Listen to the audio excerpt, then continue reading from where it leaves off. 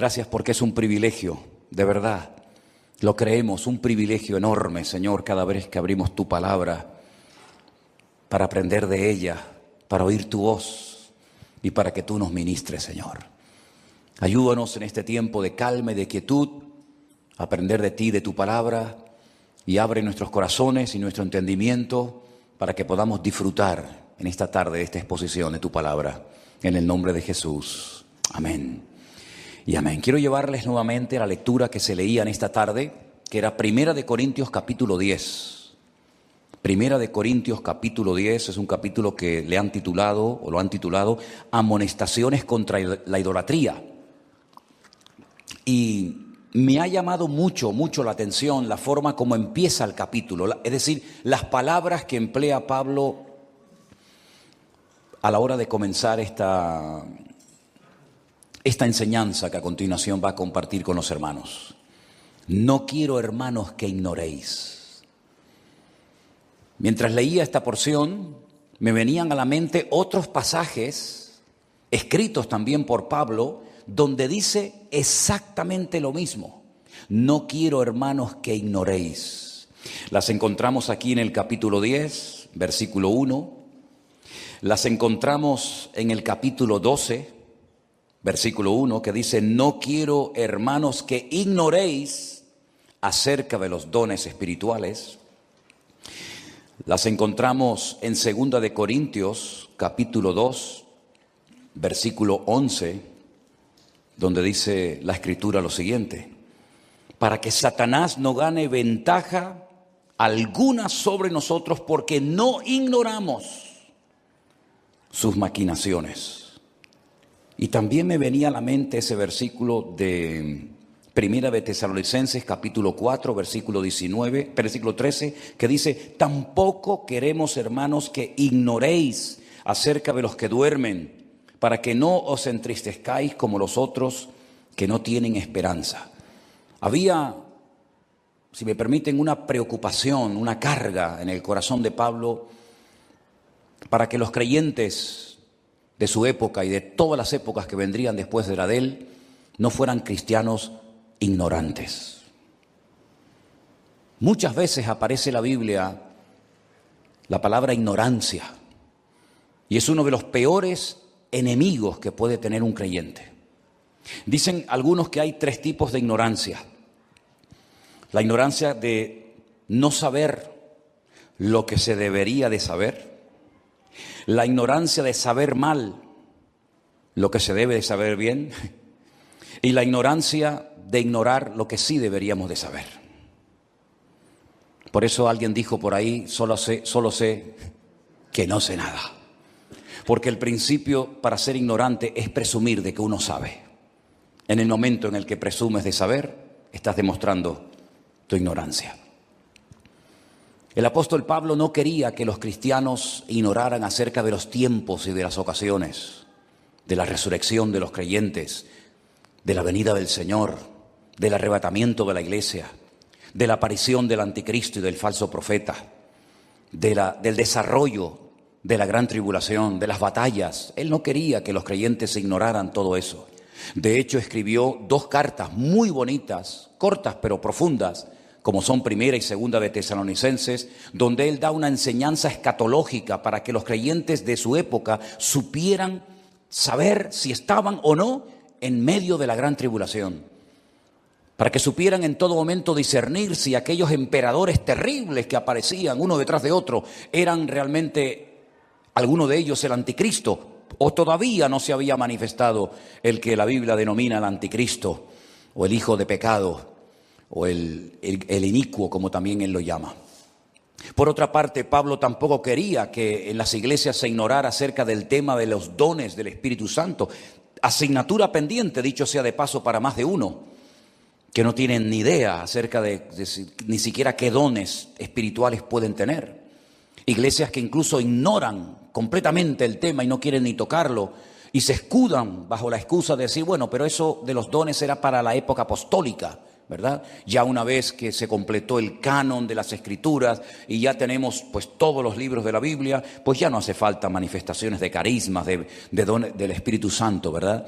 Y entonces pues no tienen ninguna curiosidad por saber cómo se manifiesta el don de sabiduría, el don de ciencia o el discernimiento de espíritus, o el de hablar en lenguas, o el de interpretar las lenguas, o el de servir, o el de administrar, o el de presidir. Ni tocan esos temas porque consideran que era algo para el pasado y no para este tiempo presente. Pero Pablo dice, yo no quiero que ignoréis, yo no quiero que seáis ignorantes en cuanto al tema de los dones del Espíritu Santo. Y de hecho dedica capítulos enteros para decir cómo se manifiestan, cómo sabemos si son de Dios o no son de Dios. Si alguien cree tener ese don o aquel don, sepa administrarlo sabiamente, etcétera, etcétera. Pero ahora en la carta de Pablo a los Corintios, en el capítulo 10, él comienza diciendo, no quiero que ignoréis que nuestros padres, es decir, nuestros antepasados, todos estuvieron bajo la nube y todos pasaron el mar. Él está haciendo referencia a cosas que habían ocurrido en el pasado lejano, en el Antiguo Testamento, cuando salieron de Egipto por la mano poderosa del Señor. De hecho, hay fiestas, hay momentos en el pueblo de Israel actualmente en los que si ustedes van, por ejemplo, al famoso muro de los lamentos, vas a ver que todos los hombres se ponen el tarit por encima de las cabezas y hacen como si fuera una nube gigante, ¿verdad? Toda blanca, con los famosos talit, imitando o recordando aquella nube que les acompañó durante tantos años, durante tanto tiempo en el desierto. Una nube que era un paraguas, una nube que les protegía del calor abrasador del desierto, y una nube que no solamente les protegía del calor, sino una nube que se movía de un lugar a otro. Y ellos habían ya entendido que cuando la nube se quedaba quieta en un sitio, eso significaba de que todo el mundo tenía que quedarse quieto y acampar, un día, 2 o los que fuera.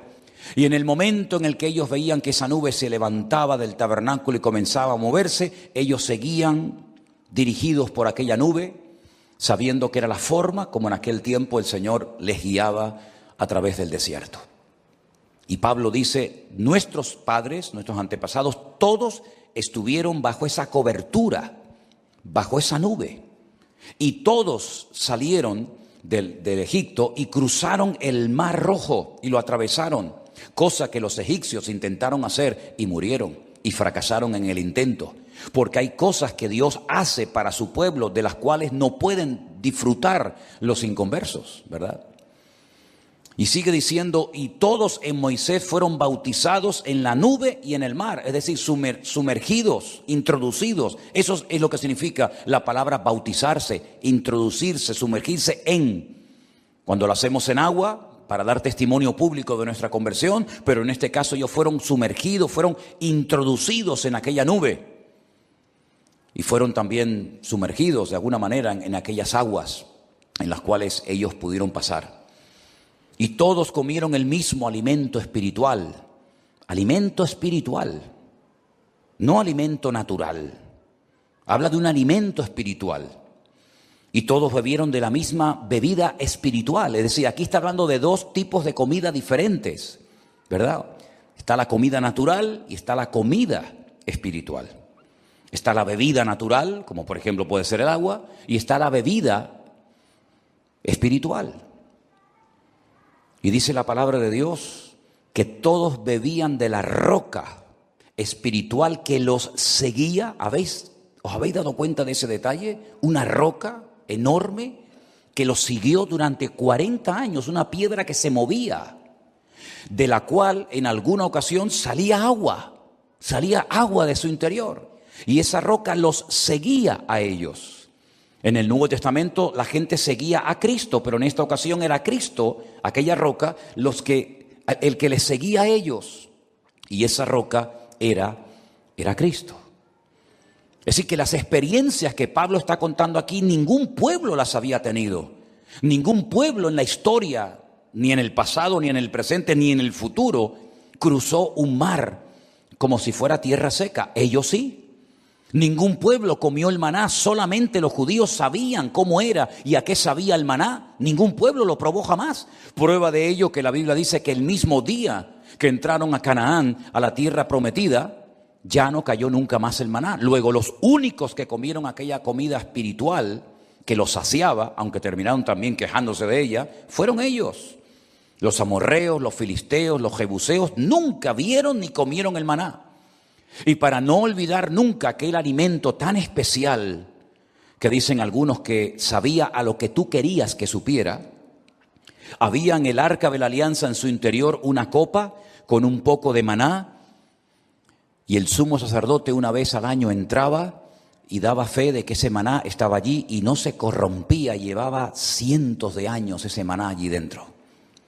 Qué tremendo, ¿verdad?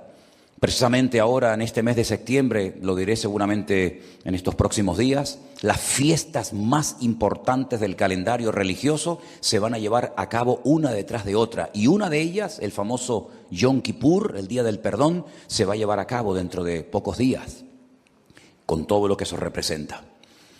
Y Pablo sigue diciendo, pero los más de ellos no se agradó Dios, por lo cual quedaron postrados en el desierto. Fíjate las experiencias que tuvieron. Comieron el maná, bebieron de esa roca que salía agua que era Cristo, cruzaron el Mar Rojo, estuvieron bajo la cobertura, bajo la protección sobrenatural de aquella nube. Es decir, viendo estas cosas, uno dice, ¿cómo es posible que pecaran? ¿Cómo es posible que viendo semejantes milagros que nunca ninguna nación vio ni verá? ¿Cómo es posible que pecaran de una forma tan terribles que dice que miles de ellos quedaron muertos en el desierto y no lograron entrar a la tierra prometida porque cometieron una serie de pecados? Y ahora Pablo relata 5, los 5 noes, que no tenemos que cometer nosotros. Dice que en el versículo 6, mas estas cosas sucedieron como ejemplos. Todo lo que les ocurrió en lo bueno y en lo malo son ejemplos para nosotros, algunos de ellos a imitar y lógicamente algunos de ellos a no imitar. Porque dice que codiciaron cosas malas y por eso dice Pablo, nosotros no tenemos por consiguiente que codiciar cosas malas. Y uno se pregunta, ¿y a qué se está refiriendo Pablo cuando dice no codiciéis como ellos codiciaron? Bueno, tenéis que leer en el libro de Números, el capítulo 11, y ahí vais a encontrar qué fue lo que codiciaron los hijos de Israel en aquel momento. Más adelante dice, no seáis ni seáis idólatras como algunos de ellos. Según está escrito, se sentó el pueblo a comer y a beber y se levantó a jugar, a fornicar, a pecar en medio del desierto. Y la referencia que nos pone aquí la Biblia es Éxodo capítulo 32, cuando cuenta la Biblia que Moisés se fue a lo alto de la montaña, al monte Sinaí, a orar. Y como tardaba, mandaron a hacer un becerro de oro y comenzaron a danzar alrededor del becerro de oro y comenzaron a fornicar y a cometer todo tipo de impurezas sexuales alrededor de aquel ídolo, creyendo que ese era el Dios que los había sacado de Egipto. Dice, ustedes no caigan en eso, no caigan en semejante pecado de idolatría, ni de codicia. Y dice en el versículo 8, ni forniquemos como algunos de ellos fornicaron y cayeron en un día 23,000. ¿Saben lo que son 23,000 personas morirse en un solo día? Eso ni en los peores días de la pandemia ha sucedido. 23,000 cadáveres, 23,000 familias. Muchas viudas, muchos padres perdieron, ¿verdad?, a sus hijos, muchos hijos perdieron a sus padres. 23,000, las referencias Números capítulo 25. Lea ahí para que vea por qué murieron 20 y tantas mil personas ese día.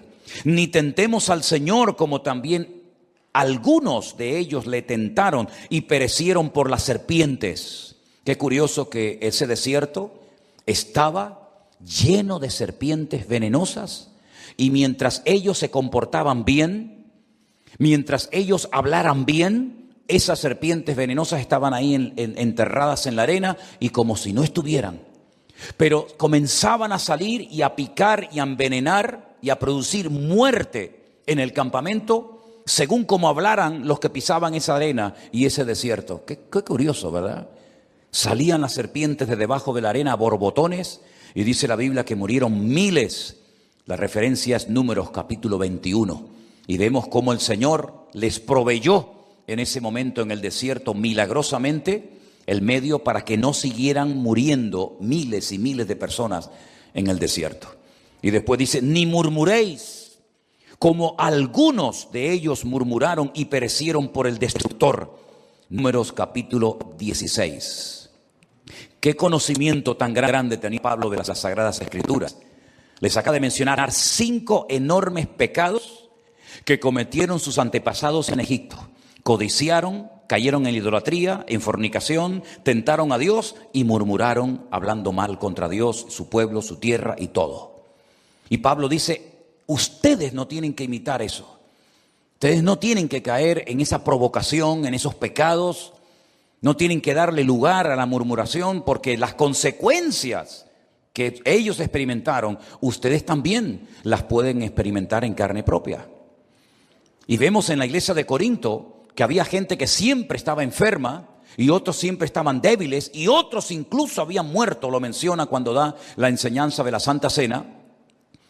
Exactamente igual que caían muertos y heridos las personas que en el Antiguo Testamento pecaban y se rebelaban en contra del Señor.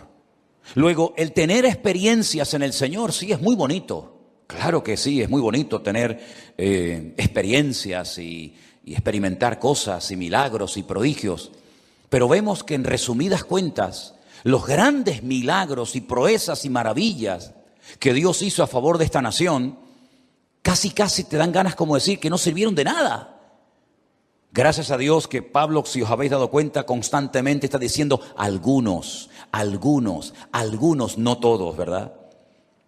Porque es verdad que dentro de esa gran masa de pecadores, dentro de esa gran masa de idólatras, de fornicarios, de gente que murmuró, tentó al Señor y codició lo que nunca tenían que haber codiciado, gracias a Dios que hubo un remanente de gente que se mantuvo fiel a Dios. Y en estos tiempos de apostasía, que ya han comenzado, en estos tiempos finales en los cuales vivimos tú y yo, algunos, dice también la Biblia así, algunos apostatarán de la fe, escuchando a espíritus engañadores y a doctrinas de demonios. Algunos, gloria a Dios, que no dice todos. Amén, hermanos. Como también dice la Biblia, que como la maldad se va a multiplicar, el amor de algunos, no de todos, se va a enfriar. Espero que tú y yo nunca entremos en el grupo de los algunos, sino en el grupo de los que nunca se separan de los caminos del Señor. Porque dice la Biblia que algunos apostatarán, dice la Biblia que algunos escucharán a demonios, dice la Biblia que algunos se apartarán de la verdad y que algunos se enfriarán, pero también dice la Biblia que el que persevere hasta el fin, ese será salvo. Y nosotros queremos formar parte de ese grupo. Amén, hermanos. Estamos viviendo tiempos de presión. Estamos viviendo tiempos de grandes cambios. Todavía algunos tienen la añoranza de que vamos a volver dentro de poco tiempo al pasado, pero queridos hermanos, nosotros con la palabra de Dios en la mano sabemos perfectamente que los tiempos finales serán tiempos de grandes cambios.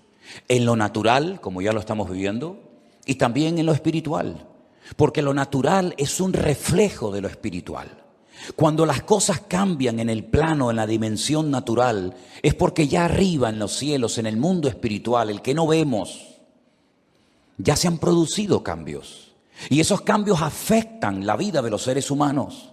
Esos cambios en el mundo espiritual afectan la economía de los pueblos y la climatología de las naciones.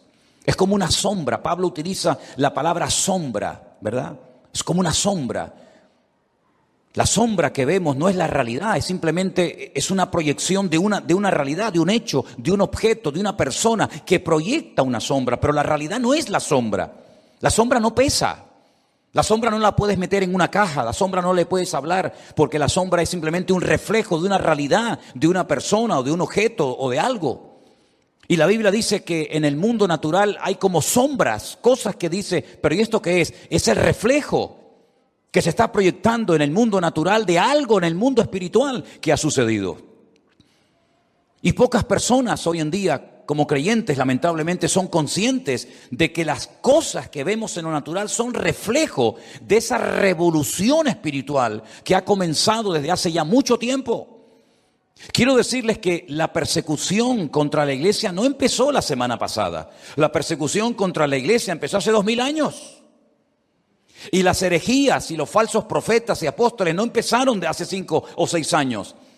Eso ya viene desde el primer siglo, falsos profetas, falsos apóstoles. Es decir, ya ha comenzado todo eso y va a ir en aumento.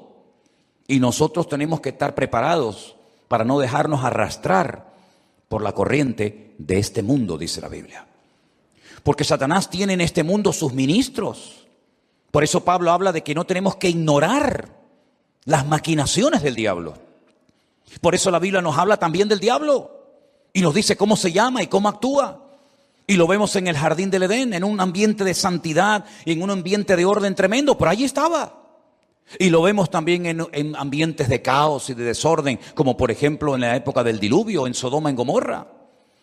Y lo vemos en la soledad de ese tiempo de oración y de búsqueda de voluntad y de palabra de Dios, de Jesús en el desierto. Allí estaba Él también. Y cuando leemos el libro de Job y el Señor le dice: ¿de dónde vienes? ¿De dónde vienes tú? Ser errante, que nunca estás quieto y siempre estás dando vueltas por todas partes. Como dice Pedro, como una especie de un león hambriento y rugiente, buscando siempre a alguien para devorar, ¿verdad?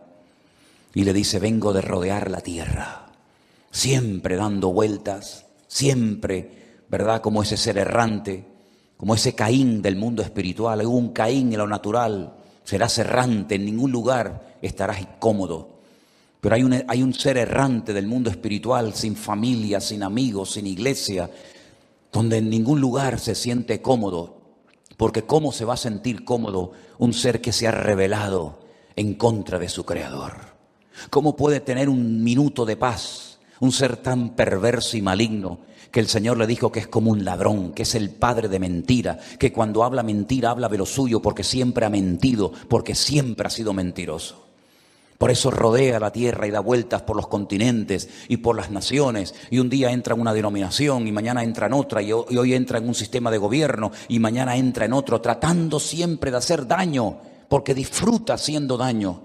Porque sabe que no tiene escapatoria, porque sabe que ya está sentenciado a muerte, pero en su muerte y en su caída quiere arrastrar al mayor número posible de personas, como estos que se quitan la vida, pero cuando se la quitan, no se la quitan ellos solos, sino que también se llevan por delante a todos los que encuentren por el camino, aunque sean niños, mujeres o ancianos, ¿verdad?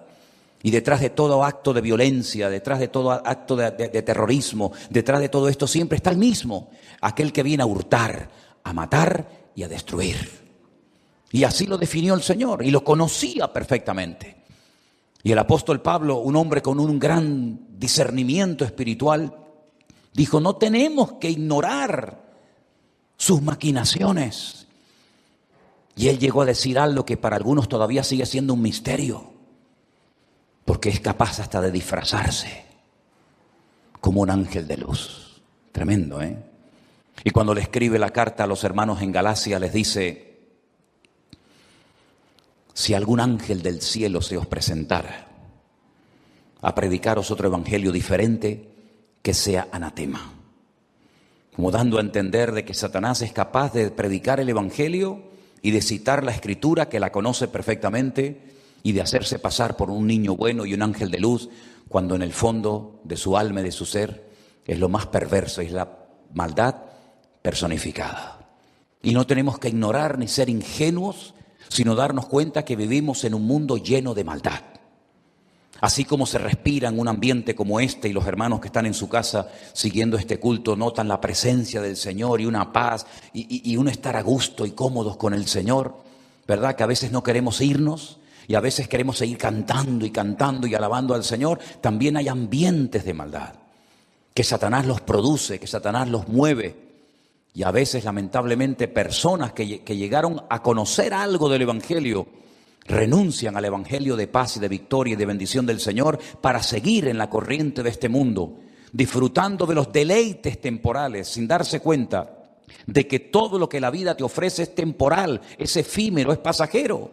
Es como neblina que pasa, ¿verdad? Pero todo lo que hace el Señor es eterno y permanece para siempre. ¿Cuántos dicen amén? Por eso Pablo le decía a los hermanos de Corinto, no murmuren, hermanos, no murmuren, porque ya eso ya lo hicieron en el pasado nuestros antepasados y les salió muy caro la murmuración. Murieron miles y miles de personas en el desierto cuando no murmuraban contra Moisés, murmuraban de las cosas que Dios hacía, y cuando no murmuraban de uno, murmuraban de otro. Y si ustedes creen que nunca el diablo les pasó la factura, se equivocan, porque miles de personas se perdieron el privilegio y la bendición de poder entrar a la tierra que fluye leche y miel, a la tierra prometida que fue prometida a sus antepasados por hablar mal. Y eso es lo que significa maldecir, hablar mal. Y Dios nos ha llamado a bien decir, a hablar bien, a bendecirnos los unos a los otros. ¿Cuántos dicen amén, hermanos? Porque la bendición viene de parte de Dios, pero las maldiciones no son de Dios. Y por eso es tremendo ver a algunos creyentes que murmuran, que se quejan, que se lamentan de lo que tienen, de lo que no tienen, de la factura de la luz, del teléfono, del gobierno, de esto y de aquello. Y eso tarde o temprano le pasa factura a las familias cristianas. Y esos son los comentarios y las conversaciones que a veces escuchan los más pequeños en la casa, que aunque parece que no se enteran de nada, resulta que se enteran de todo.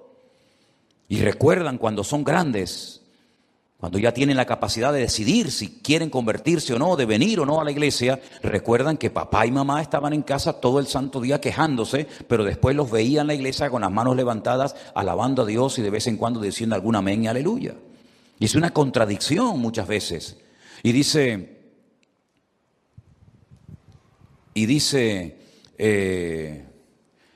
la palabra de Dios que de una misma fuente no puede salir agua dulce y agua salada.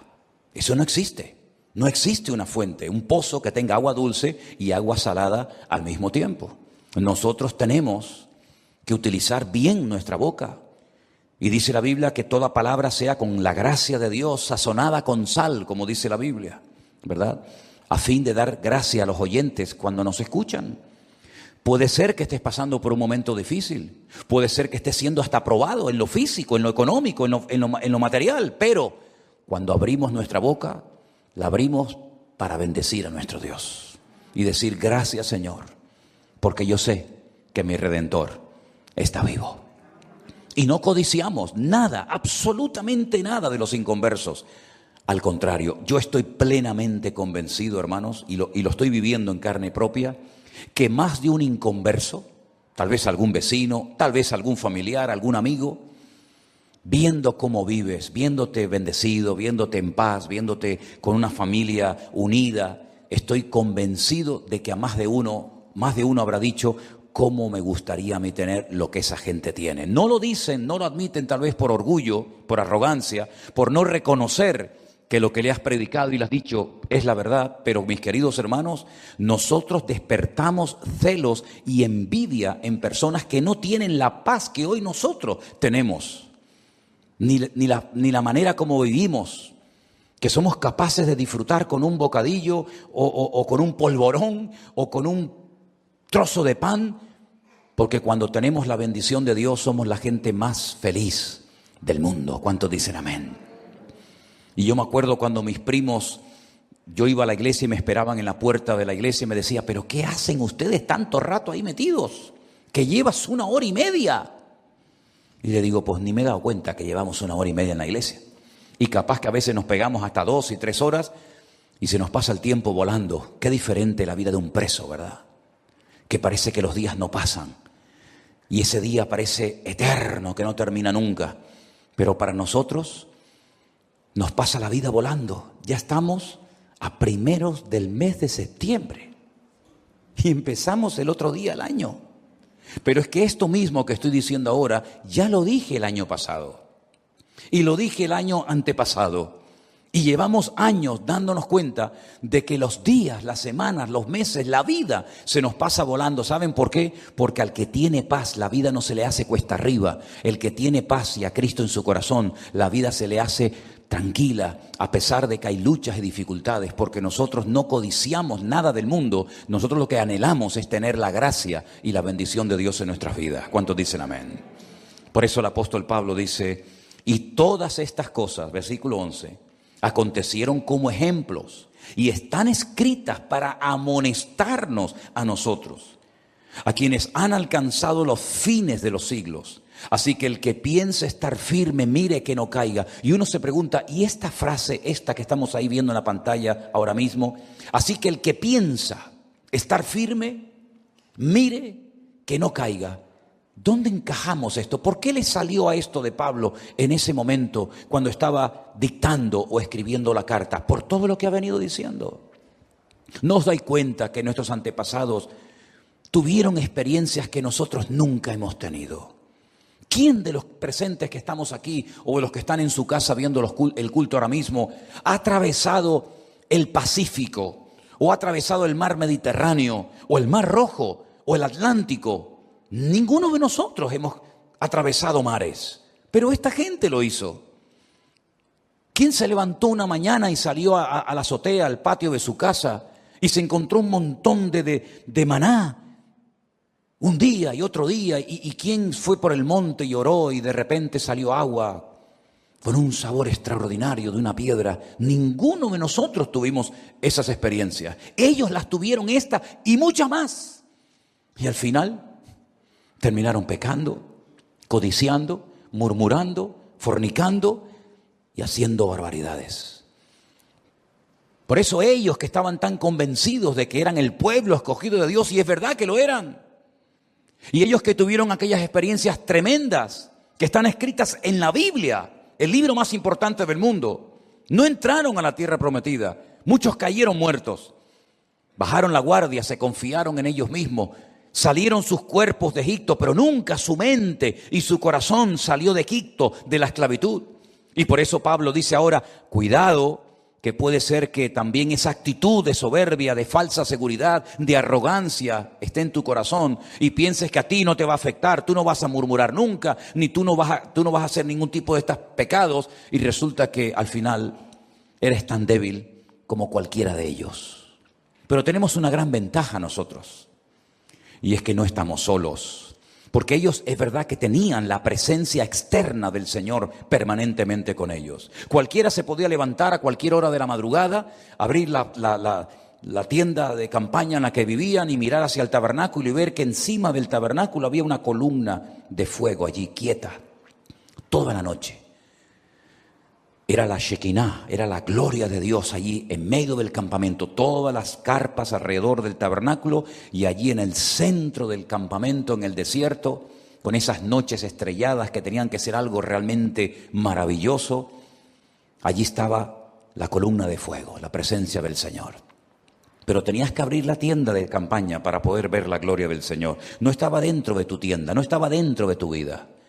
Pero cuando Pablo va desarrollando y profundizando en la enseñanza que les está tratando de compartir a la iglesia de Corinto, les dice, y no quiero que ignoréis, otra vez menciona, que ahora vosotros sois el templo del Espíritu Santo, el cual mora en vosotros. ¿Cuántos dicen amén?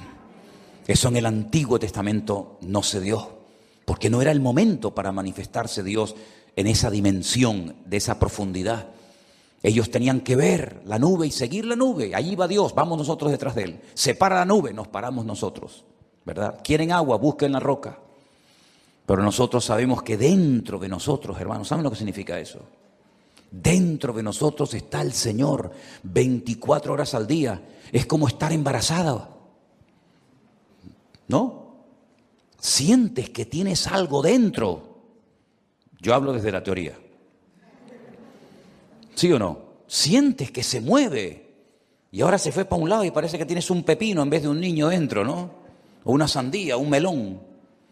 Porque está dentro y crece y se mueve y da patadas y a veces parece que está jugando al fútbol. Imagínate Raquel cuando veía a aquellos dos o sentía a aquellos dos peleándose como el perro y el gato dentro de su vientre. Había una guerra, una pelea. Ella lo sentía porque los llevaba dentro. ¿Y nosotros? ¿Dónde llevamos a Cristo, hermano? Lo llevamos dentro de nuestras vidas, ¿sí o no? Lo llevamos dentro de nuestros cuerpos, dentro de nuestro corazón. Por eso a donde vayamos y estemos como estemos, enfermos, sanos, en una cárcel, en un submarino, en un avión, donde sea, sabemos que no estamos solos porque yo estaré contigo todos los días hasta el fin del mundo. Y cuando el Señor se acercaba ya a los días de su despedida y miraba las caras de sus discípulos preocupados y tristes, les decía, os conviene, no lo entienden, pero lo vais a entender. Os conviene que yo me vaya, porque si yo no me fuese, el Consolador, el Espíritu de Dios no vendría. ¿Para qué va a venir si estoy yo? Pero cuando yo me vaya, ustedes no se van a sentir como ese papá que abandonó a la hija o al hijo, es decir, como huérfanos. No, porque yo le voy a rogar a mi Padre para que os envíe al Espíritu Santo, para que esté con vosotros y en vosotros todos los días de vuestra vida. Y Él os dará memoria, Él os recordará lo que yo les enseñé. Y Él me glorificará a mí. Y Él os dirá lo que ha de venir en el futuro. Y Él os guiará a la verdad. Y Él convencerá al mundo de pecado. Y podríamos hablar horas acerca de todo lo que hace el Espíritu Santo en nosotros, con nosotros y fuera de nosotros. Y por eso ahora que hemos entendido el Evangelio y hemos aceptado la palabra de Dios, sabemos perfectamente que no estamos solos en medio del desierto de la vida, sino que Él está con nosotros cada día. No es cuestión de darle lugar a emociones o a sentimientos, es cuestión de creer por fe que es un hecho, ya es algo que ha sucedido en mí. Y Él nunca se va a ir de mi corazón, sino que me acompañará a donde yo vaya todos los días de mi vida. ¿Cuántos dicen amén? Y ese es el gran consuelo y la confianza tan grande que nosotros los cristianos tenemos en nuestro Dios. Con la iglesia abierta, con la iglesia cerrada, con trabajo o sin trabajo, con dinero, sin dinero, con salud o sin ella, mi Dios está conmigo. Bendito sea Dios. Y si el estuche, ¿verdad?, que envuelve mi alma perece y lo tienen que enterrar, el Señor se acordará de mí en el día postrero y me resucitará y estaré por la eternidad con mi Señor. Por eso, mis queridos hermanos, el apóstol Pablo le decía a los hermanos de Tesalónica, yo no quiero que seáis como los del mundo, que no tienen esperanza, porque no la tienen. Ustedes no pueden ser como ellos. Nosotros creemos que si Cristo murió y resucitó, el Señor traerá con Él a todos los que durmieron con Él. Y luego nosotros, los que vivimos, los que hayamos quedado, seremos arrebatados juntamente con ellos para recibir al Señor en el aire. Y así estaremos por siempre con el Señor. Alentaos y consolaos los unos a los otros con estas palabras. Esa es nuestra bendita esperanza. Ya este mundo no es nuestra casa. Amén, hermanos. Estamos aquí porque no nos queda otro remedio. Pero esta no es nuestra casa. Aquí estamos de paso. El Señor dijo, yo voy a preparar un lugar para vosotros. ¿Qué lugar tiene que ser ese? Que lleva 2000 años preparándonos ese lugar para ti y para mí. En 6 días creó el cielo, la tierra y el universo. 6 días. Y 2000 años hace que se fue el Señor a preparar un lugar para nosotros. Porque en la casa de mi Padre muchas moradas hay. Si así no fuera, yo os lo hubiera dicho. Por lo tanto, no se turbe vuestro corazón. Voy pues a preparar un lugar para vosotros, para que donde yo estoy, vosotros también estéis conmigo. Y sabéis el camino y sabéis a dónde voy. Y entonces por ahí saltó un discípulo y dijo, Señor, no sabemos a dónde vas. ¿Cómo vamos a averiguar el camino? Y le dijo, es que no tienen que romperse la cabeza buscando ya nada, porque yo soy vuestro camino, yo soy vuestra vida y yo soy vuestra verdad. Y si ustedes están en mí, iremos a la eternidad con mi Padre. ¿Cuántos dicen amén? Y esta es la bendita esperanza nuestra, que para el mundo, como dice Pablo también a los Corintios, es locura. Esto es locura, estos son disparates, estos es ciencia ficción, es mitos para el mundo. Para ellos es una locura, la locura del Evangelio, la locura de la predicación, pero para nosotros es poder de Dios para salvación. Y considérense todos y cada uno de ustedes y los que están en casa también y los que verán este culto más tarde, considérense privilegiados que de tantos millones y millones de personas en el mundo, tú y yo, ahora mismo ya estamos inscritos en el libro de la vida. ¿Cuántos dicen amén? El lunes, mañana, tengo que ir a empadronarme porque hemos cambiado de dirección y tengo que comunicarles cuál es la nueva dirección. Pero ¿sabes que tú no tienes que comunicarle al Señor dónde vives? Porque el Señor sabe perfectamente dónde vives. Y en su libro de familia, que es el libro de la vida, tu nombre, si has nacido de nuevo y has recibido a Cristo como tu Señor y Salvador personal, ya está escrito, y de ahí, si te mantienes en la fe hasta el final, en victoria, nadie, ningún hombre, ningún gobierno, nadie podrá jamás borrar tu nombre del libro de la vida. ¿Cuántos dicen amén? ¿Está tu nombre escrito ahí? ¿Está tu nombre escrito en el libro de la vida? Ahí dicen algunos, no sé. ¿Cómo no sabes? ¿Está tu nombre escrito en el libro de la vida, sí o no? Si algunos dicen no lo sé, pues sería bueno que averiguaras si tu nombre está escrito, porque dice la Biblia que cuando nos presentemos delante del trono de Dios, Dios abrirá el libro de la vida. Claro, qué gordura tiene que tener ese libro, no tiene que ser un libro enorme, ¿no? Y comenzarán a nombrar a uno y a otro y a otro. ¿Te imaginas que no te mencione a ti? ¿Te imaginas que no aparezca tu nombre y tu apellido? O que otro se llame como tú y cuando tú des el paso diga, no, tú no eres el otro. ¿Cómo podemos hacer para que hoy, ahora mismo, nuestros nombres estén inscritos en el libro de la vida? Pues solamente hay una manera: confesando públicamente al Señor Jesucristo como mi Señor y Salvador personal. Fíjate qué fácil lo ha puesto. Bueno, pues a pesar de lo fácil que lo ha puesto el Señor en su palabra, hay algunos que se niegan a hacer eso. Y entonces Él dice, bueno, no pasa nada. Si a ti te da vergüenza confesarme públicamente delante de los hombres, yo en la otra vida, cuando pase lista, me avergonzaré también de mencionar tu nombre. Midá que neguet midá, medida por medida. Lo que has hecho, yo lo haré contigo. No me quisiste confesar cuando lo pudiste hacer, yo tampoco te confesaré delante de mi Padre que está en los cielos. Y habrás perdido la eternidad.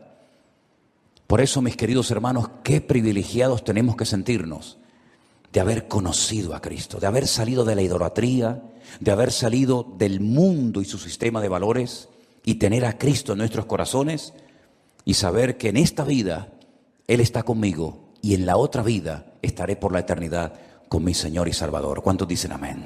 Cierra tus ojos en esta tarde ahí donde estás. Mis queridos hermanos, hemos oído la palabra de Dios y vemos que el Señor no quiere que tú ignores estas verdades. Vemos que el Señor quiere que tú conozcas la verdad.